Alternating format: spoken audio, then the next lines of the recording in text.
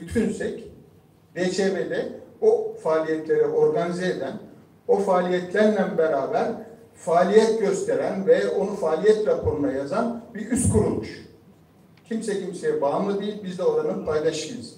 Ben şahsen DÇB çekişmeye dönüştürülmüştür. Evet, bunda Havti'nin büyük rolü vardı ama biz Havti'den daha kötü başkanları gördük, kavga etmedik. Siz bilmezsiniz, ben 3 gün Soçi'de kapalı odada tutuldum. Kimse tutulmadı ama bunu kamuoyuna yansıtmadan çözdük.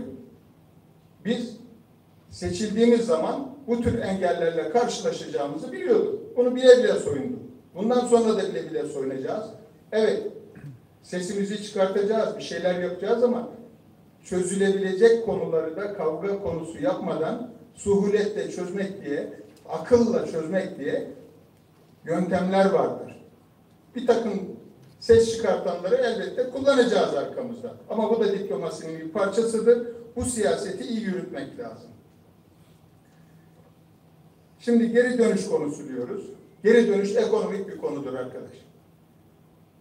Bizim buradan dönen arkadaşlarımız orada ekonomik olaraktan daha iyi şartlarını sağlayacaklarsa dönerler. Ama dönüş konusunu ben ta İstanbul'da yıllar önce de söylemiştim. Dönüş konusu salt, oraya gidip dönüp yerleşmek olmamalı. Dönüş konusu Kafkasya'yla gönül bağını koparmadan oraya sürekli gidiş gelişlerle, oralarla bir şekilde ekonomik, siyasi veyahut da sosyal ilişkiler kuraraktan ilişkileri devam ettirmek bağlamında geniş manada anlaşılmalıdır diyorum. Şimdi kurumlarımızın sorunları var. KAFED'i konuşuyoruz, DÇB'yi konuşuyoruz. Sorunlarımızın da başında ekonomik sorunlar geliyor arkadaşlar. Bugün içindeyiz diyen, eleştiren arkadaşların maddi olaraktan ne kadar yardım ettiklerini, ne kadar destek olduklarını bir kere hepimiz kendi kendimize sorgulayalım. Ben de başkanlık yaptım. Aidatlarını derneğe ödemeyen bir sürü derneğimizi içimizde tuttuk. Onların da sıkıntılarını biliyorduk. Çünkü derneklerimize üye olan arkadaşlarımız aidatlarını ödemiyor. Bu işler katılımlı olur. Maddi gücü olmayan kurumlar hiçbir şey yapamazlar. İşte burada başkanlarımız buradalar. Sorunları her zaman paylaştık. Her zaman bir şeyler veren taraflarda olduk. Ama geniş katılım olmadan, maddi geniş katılım olmadan bu işler yürümez. Bir havuza sürekli olaraktan herkesin maddi katkı yapmasını zaman zaman da teşvik ettik. Ama bunlar yürümedi. Önce derneklerimizi ekonomik olaraktan güçlendirelim. Bakın ondan sonra çalışıyorlar mı, çalışmıyorlar mı? Veyahut da çalışıp çalışmadıkları için hesap sorma hakkını o zaman çok daha güçlü şekilde dillendirebilirsiniz, seslendirebilirsiniz. Dünya Çerkes Birliği de bundan muaf değil arkadaşlar. Dünya Çerkes Birliği bugün bizim verdiğimiz 2500 dolarlık aidatla toplam üyelerinden tahsil edebileceği aidat 30 küsur bin dolar civarındadır. Ondan sonra bu 30 küsur bin dolarında yarısını zaten bir takım kurumlar vermez. Onu başka şekillerde kapatırlar. Tamamen devlete bağımlı hale gelmiş. Devletin yardımlarıyla şey yapan, başkanlarını dolayısıyla devletle iyi ilişkiler kurabilecek, onların yardımlarını talep edebilecek insanların seçildiği, bizim de gidip el kaldırdığımız başkanlar haline gelmiştir. Bir kere yanlışlık burada başlıyor. Ekonomik bağımsızlığı olmayan kurumları çalıştıramayız. Kişilere bir kere bağlamayalım. Dediğim gibi çok daha kötü başkanlarla çalıştık. Bundan önceki başkan Kanşobi, tanıyanlar bilir, Kanşobi ile çok daha büyük sorunlarımız oldu. Ama bir kurumda mücadele edecekseniz içinde olmadan mücadele edemezsiniz. Biz içinde bulunduk. Sesimizi çıkarttık, itirazlarımızı yaptık.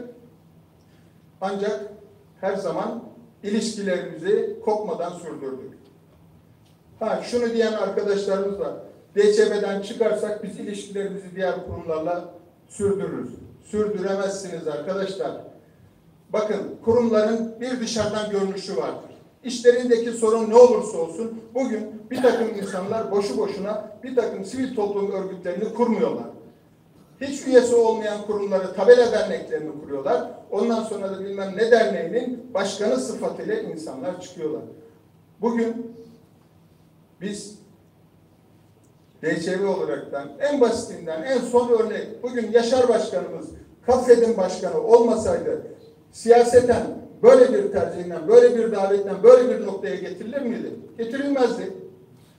Diğer Kafkas'yla falanca filanca kurumlarla ilişki kurduk deniliyor. Bu ilişkiler kurulmazdı arkadaşlar. Bitiriyorum. Kafed olaraktan bugüne kadar bakın Abhazya konusunda, Ossetya konusunda, Çeçenya konusunda birçok milli davalarımız oldu. Sesimiz çok çıktıysa bizim bu örgüt yapımız yani DÇB ile Kafed'in kurumların büyük örgütleri görüntüsü olması hasebiyledir. Bunun kıymetini bilelim. Yıkmak değil ama ben şunu söylüyorum arkadaşlar. Kafed'in bugün oylayacağımız şey Kafed çıksın mı çıkmasın mı? Çıktığı zaman DÇB belki yıkılmaz. Tabela derneği haline gelir. Türkiye'den başka bir kurumu alırlar içine devam ettirirler. Ha bundan da en çok Rusya devleti mutlu olur. Bilesiniz. Ama Kafed dün de söyledim 5 sene sonra buradaki bu kadar arkadaşı da burada bulamayız genel kurulda. Ben hepinize saygılar sunuyorum.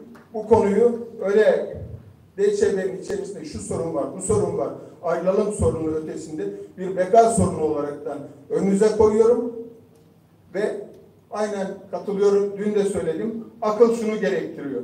Devir değişti arkadaşlar. Şu anda 5 sene, 10 sene sonra ne olacağının hiçbir projeksiyonu yok. Dün de söyledim. Ümit de bugün tekrar etti. Evet, yapılacak ilk şey oturup bir ortak akılla gelecek 5 senenin, 10 senenin planlanması, ona göre yeniden yapılanma, yeni bir vizyonla ama gönül bağıyla ve ortak katılımla kurumlarımızı yeniden yapılandırma dönemidir. Hepinize saygılar sunuyorum. Teşekkür ederim.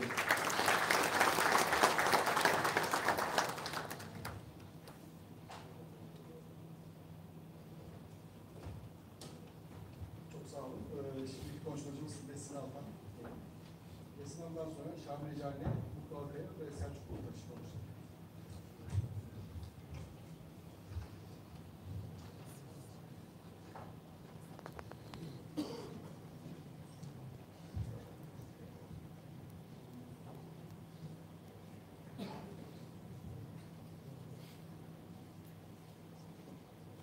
Sayın Divan, değerli hamadeler, çok değerli soydaşlarım, hepinizi saygıyla selamlıyorum.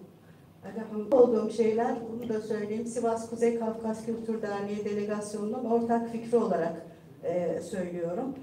Kafed'in de üye olduğu DÇB hakkında yapılan her türlü eleştiride haklılık payının yüksek olduğunu kabul ediyor ve hepsini önemsiyoruz.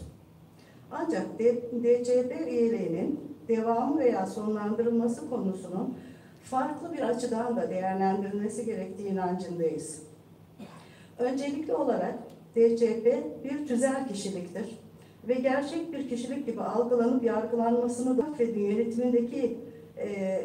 yönetimindeki yetersizlikler veya hatalar nedeniyle kurucusu olduğu DÇB'den ayrılmasının anlamı kazandığı cepheyi terk etmekten öte bir şey değildir. Tarihi süreçte DÇB ile ilişkiler istenen nitelikte olmamış olabilir. Bundan sonra da yönetim değişse dahi her şey istendiği gibi olmayacaktır. Olmayabilir. Buna hazırlıklı olmamız lazım. DÇB'yi hangi yasalara tabi olarak kurulduğunu, bu yasaların oluşturduğu ülkenin genel kabullerini, hayat tarzını, tarihi, ekonomik ve siyasi gerçeklerini göz ardı ederek yargılayamayız. Bizden farklı düşünen ve yaşam tercihi geliştiren kesimlerle çalışmanın bir yolunu bulmak zorundayız. Ana vatandan ayrılalı geçen süre içinde hepimizin değer yargılarında çok değişiklikler oldu. Bu kadar değişik kültürlerden, değişik devlet geleneklerinden değişik eğitimlerden etkilenmiş olan dünya Çerkezlerinin entegre olup şeffaf bir iletişim kurmaları uzunca bir zaman alacaktır. Bu nedenledir ki dış şartlar değişmediği müddetçe yönetme kim gelirse gelsin DCP'den köklü değişiklikler beklenemez ve biz gerçekleri görmek zorundayız. Bu durum bizi yıldırmamalı, korkutmamalıdır. 1,5 asırlık hastalık döneminin tedavisi öyle birkaç günde olmayacaktır. Bazı dönemlerde ortak çalışma alanlarımızı farklılaştırarak, acele etmeden, daha küçük adımlarla mesafe almalıyız. KAFET ve DCP yönetimi arasında daha uzlaşmacı, daha bilimsel, daha çağdaş, aynı zamanda daha KABZE kurallarına duyarlı iletişim becerilerini geliştirmeliyiz. DCP olmadan da biz birçok işi halledebiliriz. DCP yokken biz vardık gibi söylemlerin çok gerçekçi olmadığını dile getirmek zorundayız. Dünya Çerkez sorunu gibi devasa büyüklükte bir sorunun büyükelçilikler, cumhurbaşkanlıkları, bakanlıklar, üniversiteler gibi doğrudan ancak dağınık kurumlarla çözülmesi son derece zor bir iştir. Bu durum Çerkezleri kraldan çok kralcı olan küçük memurların insafına bırakmak, aracı tefecilerin eline mahkum etmek demektir. Bu işlemler güçlü bir STK aracılığıyla yapılmalıdır. Muhatap olunabilecek güçlü bir kurumu devre dışı bırakmak, çoğunlukla sonuç alınamayacak işlerle halkımızı oyalamak, karşılıksız enerji sarfiyatına sebep olacaktır. Olay DCP'nin güçlü olmaması ise ona güç katacak olan bizleriz. STK'ların tüm dünyada bu kadar önem kazanmaya başladığı bu son yıllarda Çerkez sorunlarının çözümü için yapmamız gereken şey Dünya Çerkez Birliği'ne güç katıp tekrar onun gücünden faydalanmaktır. Çerkez sorunlarını çözmede yaptırım gücü yüksek olan bir KAFET ve DCP birlikteliğinin kimler için tehdit olarak algılanabileceğinin de sorgulanması gerekir.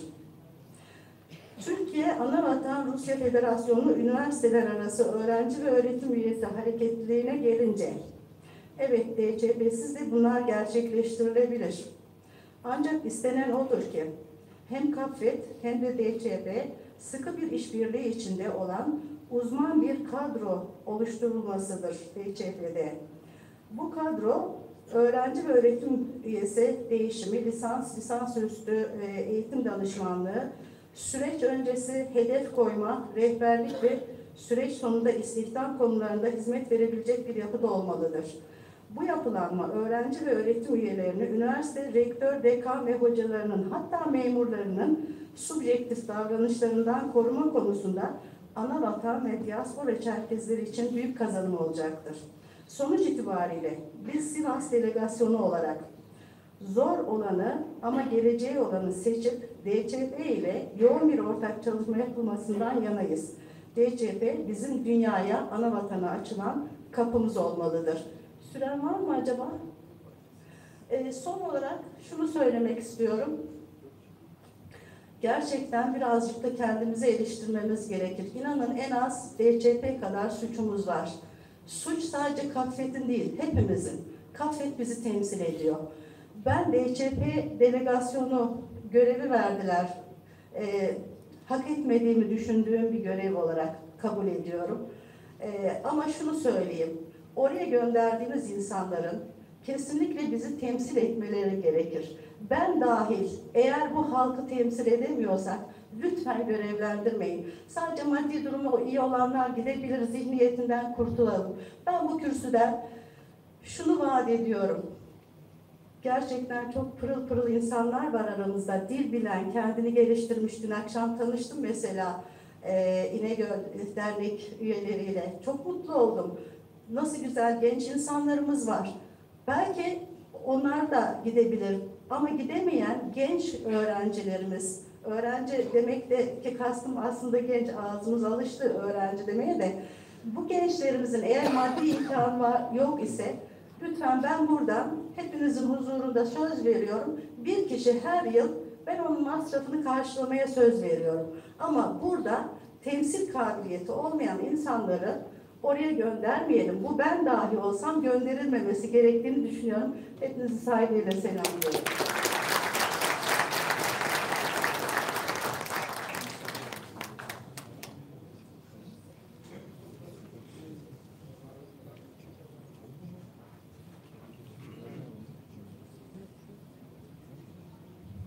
Besin Hanım'a teşekkür ederiz. Şimdiki konuşmacımız Bursa'dan Bursa'dan yaklaşımız Şamil Bey'den sonra Mutlu Akkuş, Selçuk Kurtaş ve Yusuf Kayması.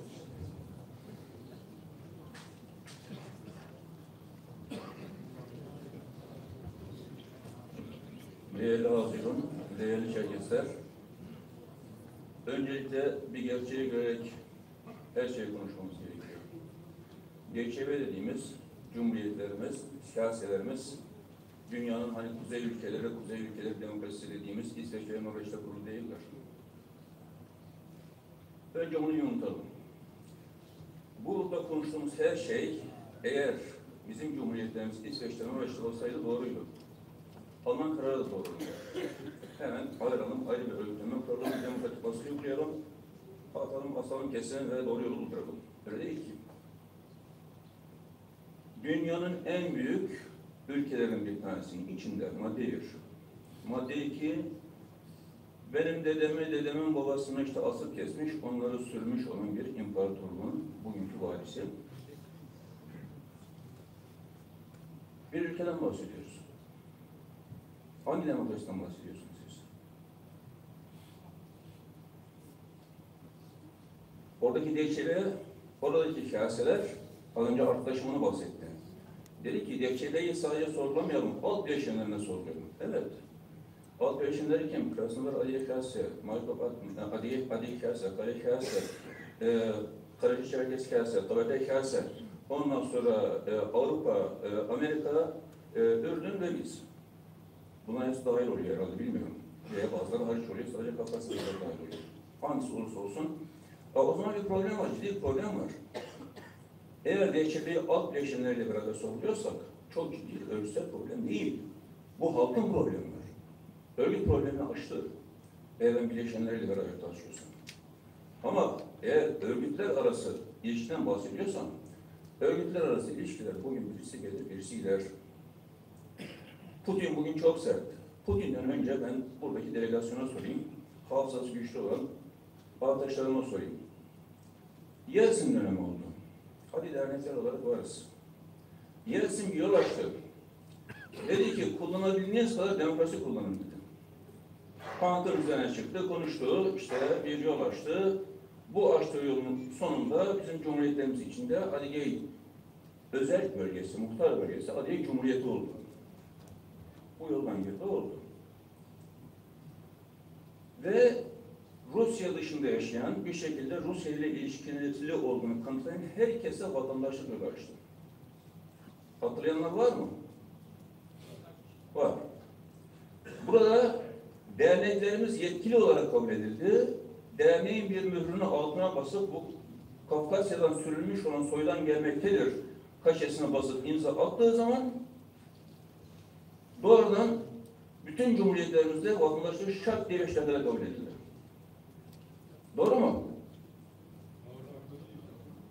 Doğru mu? Değil. O kadar da değil yani. O kadar. Aynen o kadar. Bir A4'ün 5'te 1'ine yazılı olan adamların ben orada vatandaşlığa kabul edildiğini biliyorum. Vatandaşlığa kabul edildiği halde gidip pasaportunu almayan adamları biliyorum.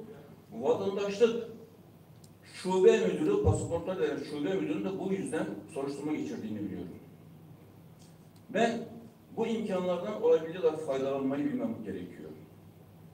Bugün Adigey Cumhurbaşkanı demiş ki işte gelenlere biz yardımcı olacağız. Tamam o dediyse ben o kanaldan gideyim.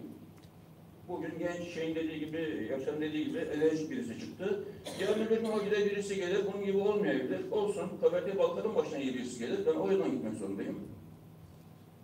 Maykop Kase'nin başındaki adam iyi olabilir. Onun üzerinden gideyim. Naçik'teki Kase'nin başındaki adam iyi olabilir. Onun üzerinden gideyim. DÇB ile ilişkimi kesmeyin. Benim vatanım bu, benim soydaşlarım bu. Kültürümüzün sadık bekçileri dediğimiz Yılmaz bekçileri dediğimiz, biz oradan sürülürken her bir cumhuriyetin içinde 10 ile 40 bin insan kaldığı insanlar öyle böyle biz beğensek de beğenmesek de Rusya İmparatorluğu dönemini, ondan sonra Sovyetler dönemini, ondan sonra Sovyetlerin çöküşlerini yaşayıp o cumhuriyetleri bize bu binada getirdiler. Ben bu koşullar için oynamıyorum diyerek kenara çekilmediler. Biz güllük gülistanlık bir dünyada yaşamıyoruz. Güllük gülistanlık demokrasi içinde yüzen bir halk değiliz. Devletlerin bizi desteklediği, gideceğimiz ülkedeki devletin bizi desteklediği bir yerde yaşamıyoruz. Biz kösteklediği bir yerde yaşıyoruz.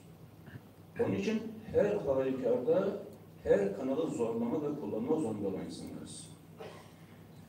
Ben sonunda aklıma geldi bir şey sorayım. Empati yapalım. Çok şey yapıyoruz. Türkiye, Rusya'ya göre vallahi billahi çok daha demokratik. Bakmayın bir sürü düzen bazına dönük bir ülkedeyiz ama çok daha demokratik bir ülke.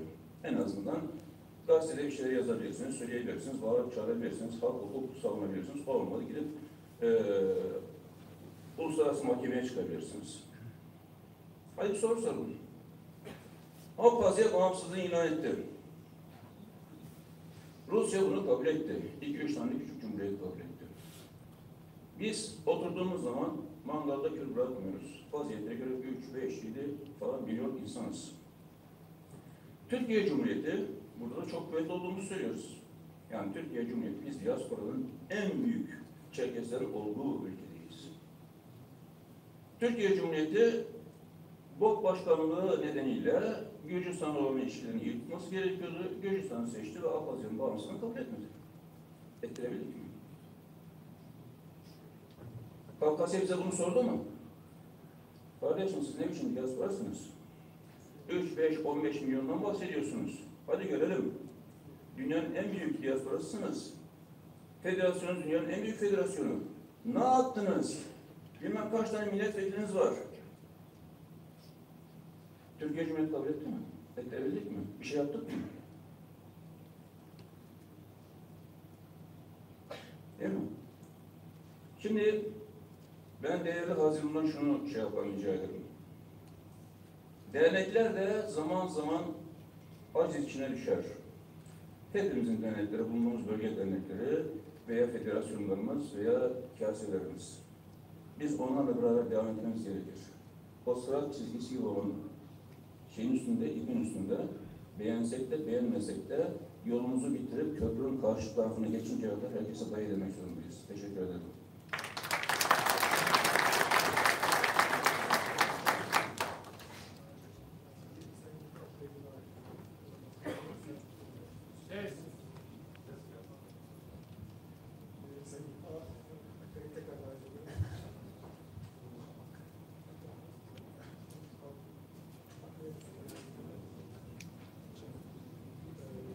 Daha sonra Selçuk Uldaş, Yusuf Kaymaz ve Atilla Mutlu alkış konuştu. Saygıdeğer büyüklerim, değerli Hazım, Sayın Divan, hepinizi saygıyla selamlıyorum.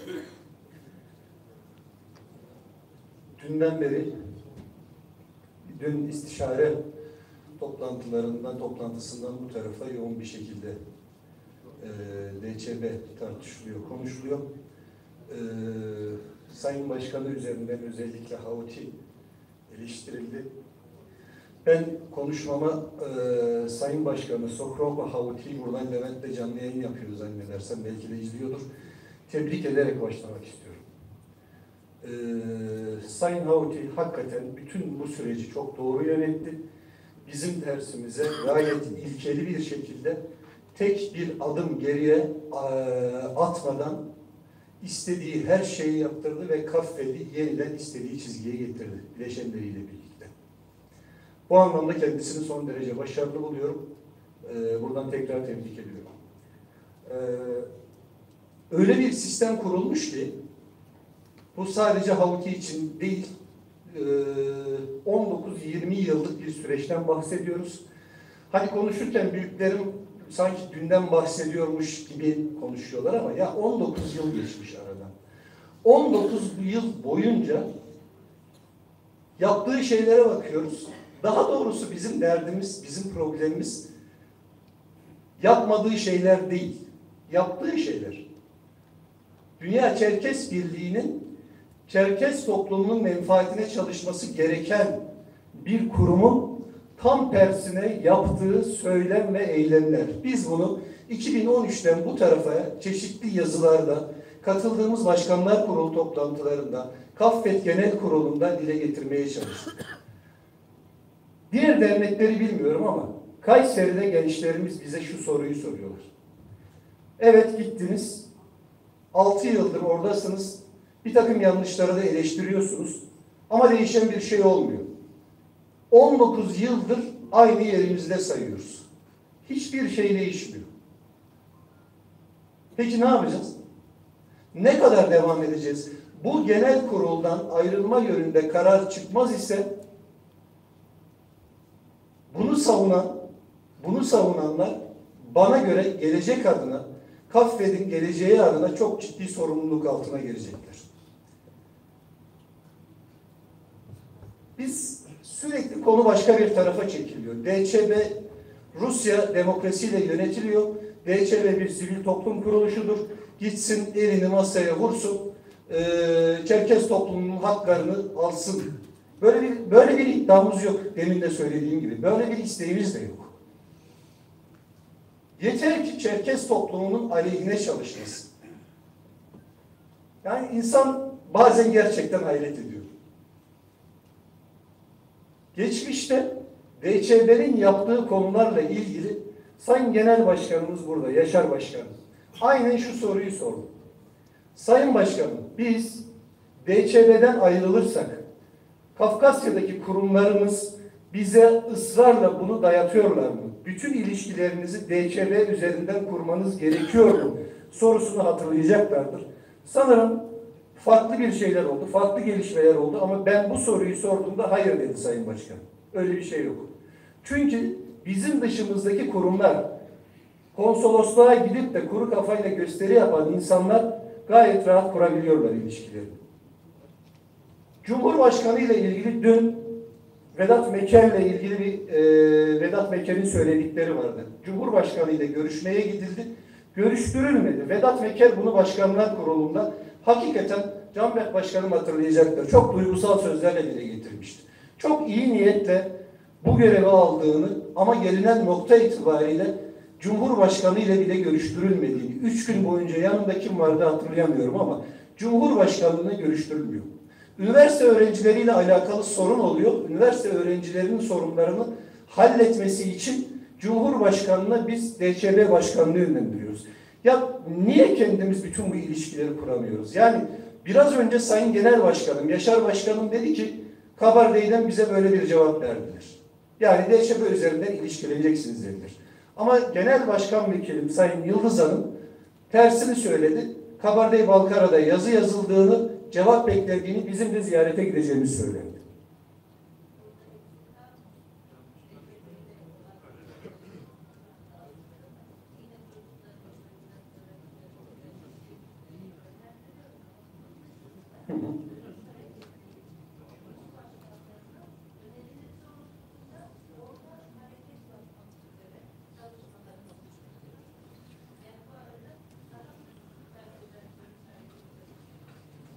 Tamam, anladım. Şimdi biz Dünya Çerkes Birliği ile ilişkileri dondurduk. Sonucunu görmeye fırsatımız olmadı maalesef. Dünya Çerkes Birliği delegasyonu ve Kaffet Dünya Çerkes Birliği ile dondurulan ilişkileri uygulamadığımız için sonucunu görmedik. Yani şeffaflık ve ilkeli olmak bizim sürekli Kaffet adına Kayseri Derneği döneminde de an itibariyle şahsen de bizim sık eleştirdiğimiz iki kavram. Yani şeffaflık diye tutturmuşsunuz. Nedir bu şeffaflık? Tam da bu. Yani siz ilişkileri donduruyorsunuz ama sizin gönderdiğiniz delegasyon devam ediyor. Kurumsunuz, yönetim kurulu olarak bir karar alıyorsunuz. Ardından bu kararı değiştiriyorsunuz. Gerekçe 20 tane yönetim kurulunun üyesinin değişmiş olması. Kurumsallık nerede? Yani bu bir gerekçe olabilir mi? Diğer taraftan 450. yıl ve 460. yıl. Yani bu sadece Houthi ile ilgili bir mesele değil. 450. yıl kutlamalarında Houthi başkan değildi. Ya bana büyüklerim Dünya Çerkes Birliği'nde kalınmalı diyenler bana lütfen şunu açıklasınlar. Soykırım diyoruz, sürgün diyoruz. Diğer taraftan bağlı bulunduğumuz ya da paydaşımız sizin deyiminizde kurum Kabardey'in Rusya'ya katılışının 450. ve 460. yıl dönümlerini kutluyor. Biz insanlara, biz gençlere, biz derneğe gelen insanlara neyi anlatacağız? Lütfen beni bu konuda ikna edin. Sürgün ve soykırım ama gitmişiz, biz katılmışız, gönüllü olarak katılmışız. Bunu organize ediyorlar. 460. yıl kutlamalarında ben Nalçik'teydim. Çok ciddi masraflarla, çok ciddi paralarla Filip Kirkorov, yanlış hatırlamıyorsam Rusya'nın ünlü sanatçılarından bir tanesidir. Davet ettiler. Devasa bir sahne kurdular. Kutlamalara hazırlanırken bir sel felaketi yaşandı. Son anda iptal edildi. Dünya Çerkes Birliği'nin görevi bu mudur? Ya bu sadece Houthi özelinde değil. 19 yıldan bu tarafa biz maalesef bununla meşgul ediliyoruz. Çok fazla, daha önce de söyledim, çok fazla enerjimizi alıyor. Çok fazla zamanımızı alıyor. Katıldığımız bütün toplantılarda bunu konuşmak zorunda kalıyoruz. Son olarak evet bir beka sorunu var bence de. Ama beka sorunu bana göre Dünya Çerkes Birliği ile bu şekilde ilişkilenmekle ana vatanımızla olan bütün ilişkilerimizi Dünya Çerkes Birliği üzerinden kurgularsak gelecekte cidden bizi bir beka sorunu bekleyecek. Son olarak 2017 yılında yine genel kurulda söylemiştik. Asla ana vatanla ilişkilerimizin kopmasını istemiyoruz. Bu salonda olan hiç kimsenin bunu istediğini düşünmüyorum. Ama olay nedense sürekli o tarafa doğru çekiliyor.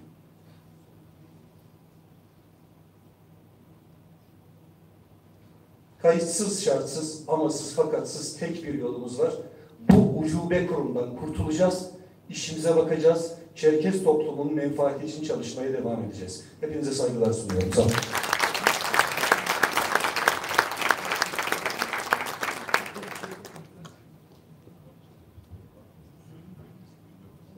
Selçuk Bey'i davet ediyorum. Daha sonra Yusuf Taymaz, Alkış ve Adnan Arslan konuşacak.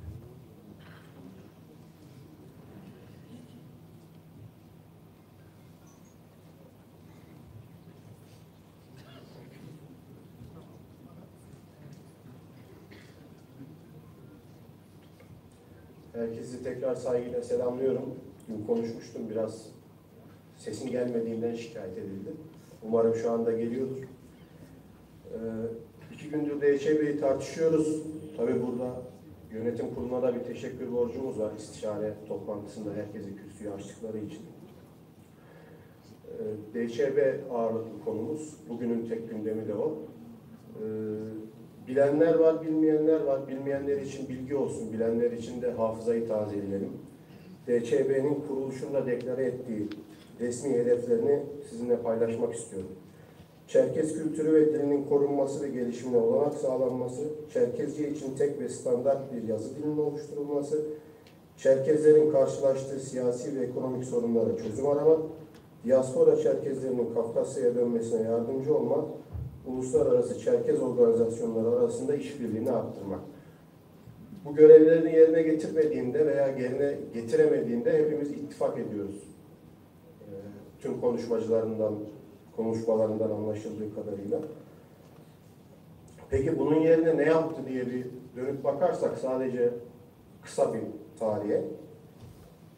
Örneğin 2014 yılındaki Soçi Olimpiyatlarıyla ilgili verdiği bir röportajda Sayın Başkanım diyor ki DÇB'nin önceliklerini sayarken Çerkes diasporasının potansiyelinin Rusya'da ve yurt dışında Rusya menfaatleri için kullanılması, daha sonra KAFVET'in de içinde bulunduğu diğer üyeleri için de şu tanımı kullanıyor. DÇB üyesi organizasyonlar Rusya yanlısıdırlar. Bizim bildiğimiz, bizim tabanımızın bildiği kadarıyla biz Rusya yanlısı bir kurum değiliz KAFVET olarak. Birçok Çerkez aktivisti aşırıcı tanımladılar, bunun için fon istediler. uçak düşürme krizi sonrasındaki izinlerin iptalinde takındıkları tutum demeyeceğim, tepkisizlikleri ortada.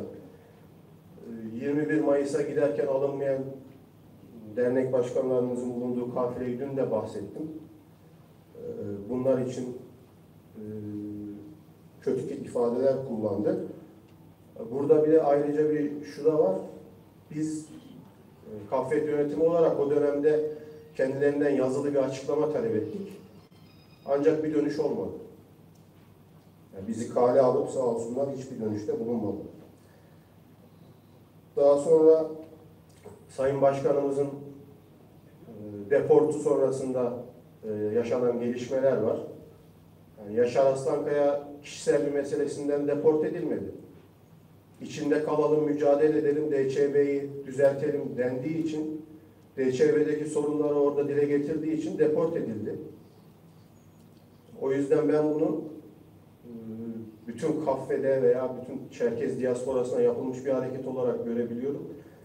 Ve şunu sorgulamak istiyorum. Biz Yaşar Aslankaya'ya o dönemde ne kadar sahip çıktık? Hatta dünkü konuşmalardan da anladığım kadarıyla bu DÇB krizini de sanki Yaşar Aslankaya, işte Houthi meselesi, DÇB Yönetim Kurulu üyeleri arasındaki bir çekişmeye indirgenmek isteniyor. Biz bu olayı hakkında da DÇB'den yazılı bir açıklama talep ettik. Buna da cevap verildi. Daha sonrasında genel kuruluna katılımdı DÇB'nin. Hafize Muhammed'in bir radyo konuşması oldu. Yine orada Kaffet hakkında haddini aşan ifadeler kullanıldı. 31 Ekim 2018 tarihli Kaffet'in kendi sitesindeki açıklamasından aktarıyorum. Yazılı açıklama talep edildi DÇB'den. Gerekli adımlar atılmaktadır ve benim bildiğim kadarıyla yine bir yazılı açıklama gelmedi. Şimdi bizi bu kadar kale almayan bir kuruma biz niye bu kadar müptelayız? Neden bu kadar muhtaç hissediyoruz kendimizi? Ben anlamakta zorlanıyorum. Veya devamlı Kaffet'i sorguluyoruz da bu da bizim genetiğimize işlemiş bence. Bunu sürgüne kadar götürebiliriz. Yani tamam adamlar bizi sürdü ama biz de kendimize bakalım. DÇB şunu yaptı ama biz de kendimize bakalım. Yanlışımız varsa düzeltelim. Bunun önünde bir engel yok ama bizim enerjimizi sömüren, bizi belki de bölecek olan veya bazı arkadaşlarımızın bölünmesine sebep olan böyle bir sorunumuz varsa bunu da çözmemiz gerekiyor. DÇB'nin sıkıntıları varsa, yanlışları varsa, Kaffet'in yanlışları bunun bir mazereti değildir. O yüzden çokça cevap verildi ama ben de söylemeden geçemeyeceğim Ergün abinin söylediğine. Bizim 3 tane çok basit yazılı açıklama talebimize cevap vermeyen bir kurumdan da götürdüğümüz bir projeyi sahiplenip sonlandırılması beklenemez. Dün bir örnek verildi DÇB ile ilişkiler hakkında, şu bardağı almadan önce yerine konan bardağı koymamız gerekiyor diye. Çok haklı, çok doğru. Ama önümüzdeki bardak kırıksa, her içmeye kalktığımızda dudağımızı yaralıyorsak, bu bardağı burada tutmanın bir anlamı yoktur. Bunun dışında şunu belirtmek istiyorum. Daha önce DÇB ile yaşadığımız sorunları saydım. Dernek başkanlarımıza muameleleri, Sayın Genel Başkanımıza yaptıkları, Kaffet'i hiç kale almaması, hiçbir yazılı talebimize cevap vermemesi. Yani tabiri caizse biz her tokat yediğimizde diğer yanağımızı uzatıyoruz ve DÇB'den bir inayet bekliyoruz ama bunun gelmeyeceği de belli artık. Yani bizim yapacağımız seçim DÇB'de kalıp bunlara rıza gösterdiğimizi mi göstermek olacak? Daha fazla tokat atın mı diyeceğiz? Yoksa biz bir mesaj mı vereceğiz DÇB'ye? Ki yine Ergün abinin dün söylediği önemli bir söz var. Dedi ki Moskova Türkiye Çerkezleriyle ilişkilerin kopmasını istemiyor. Bizim DÇB'den uzaklaşmamız zaten DÇB üzerinde bir baskı yaratacak. Diğer kurumlarla, Türkiye'den diğer kurumlarla ilişkiye girdiğini varsayalım. 7 tane üyesi olan bir federasyon, bir tabela federasyonu, tabela derneklerinden oluşan bir tabela federasyonu. Kaffet'in yerini alabilecek mi sizce? Bir sene, 2 sene maksimum sabredelim. Bu Kaffet'in gücünü de gösterecektir. Kaffet'in önemini de ortaya koyacaktır. Sadece biraz cesur olmamız, sabırlı olmamız, kendimize saygı duymamız ve özgüven taşımamız gerekmektedir. Saygılarla selamlıyorum.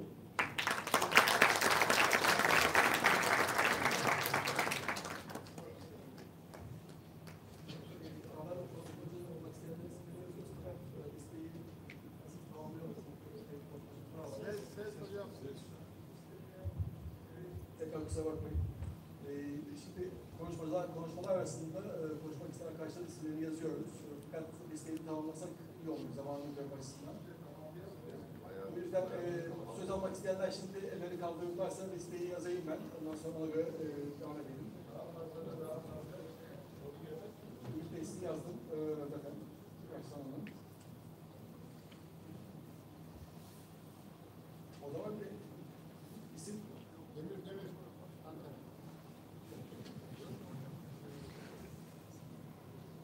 Başka? Bir kişi daha var galiba. İsim alabilir miyim?